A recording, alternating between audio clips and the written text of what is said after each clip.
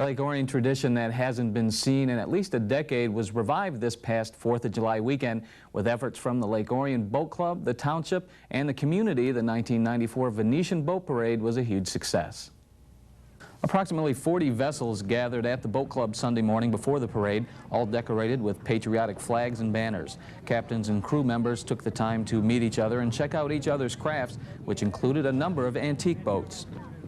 Well, I think in addition to recognizing the 4th of July holiday, it's just going to provide a lot of community spirit and togetherness. I'm sure you'll get some more shots just all around me right now. There's a lot of excitement and anticipation. The children are here, the adults are here. I just think it's a coming together of the community, and it's great because it's the same night as the fireworks, and we have the street carnival downtown. And again, as I've said before, we're showing off our greatest natural resource here in the community, which is Lake Orion.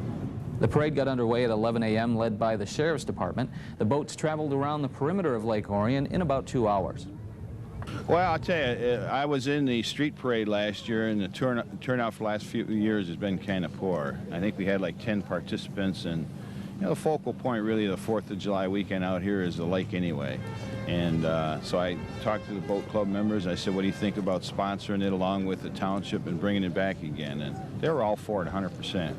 I mean, we see all the people here on the island and at the boat club, and all the boat club members look like they're enjoying themselves too.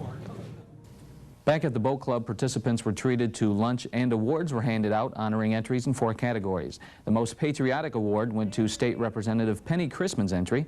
Al Cryer's sailboat came away with Best Decorated honors. This boat, entered by Diamond Dave's Jewelry, was awarded Best Antique. And the Commodore's Award went to E.R.A. Sorowski and Associates for the Best Decorated Boat, entered by a Lake Orion business. Another local tradition that has recently been revived is the Downtown Carnival. Each of the last 2 years, the Lake Orion Lions Club has been providing family fun during the 4th of July weekend, and this year was no exception. The village closed off the streets of the downtown area to make room for the 1994 Lake Orion Lions Jubilee.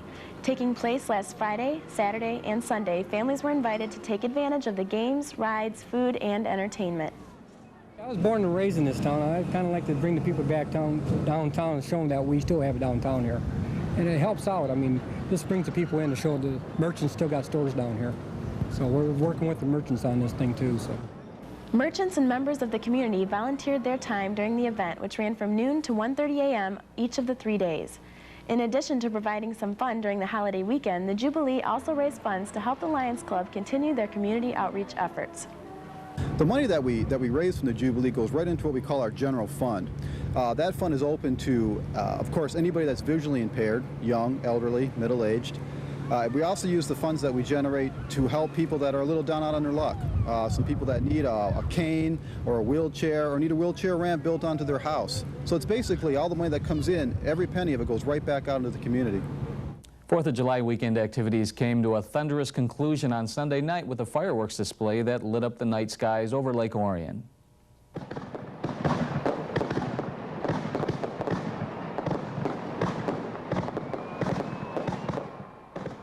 Last Sunday's fireworks spectacular was a memorable one to all who witnessed it, but there may be many who enjoyed the show without fully appreciating the work that went into it.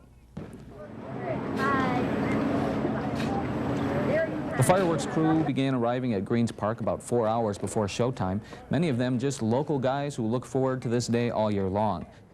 One of those helping out, Nick Christie, was also instrumental in raising the money to make this possible. A fundraiser at his restaurant, the Orion House, along with donations from the community, brought in almost $11,000.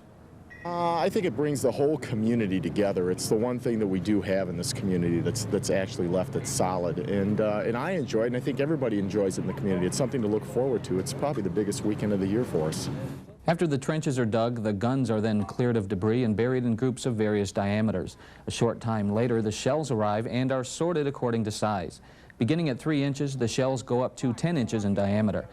The larger the diameter, the more powerful the shell. Shannon Scheidler from Oxford volunteers his time each year to the event. He described the activity on the ground during the event as pandemonium. What we do, we'll load the guns. We have, like in my, say, we'll use my crew. I'm the leader for our crew. I have a loader and 2 runners. So we'll preload everything before the show, but then once I shoot them out of that gun, I'll get done with my 5s, I'll holler load the 5s, and I'll move to 6s.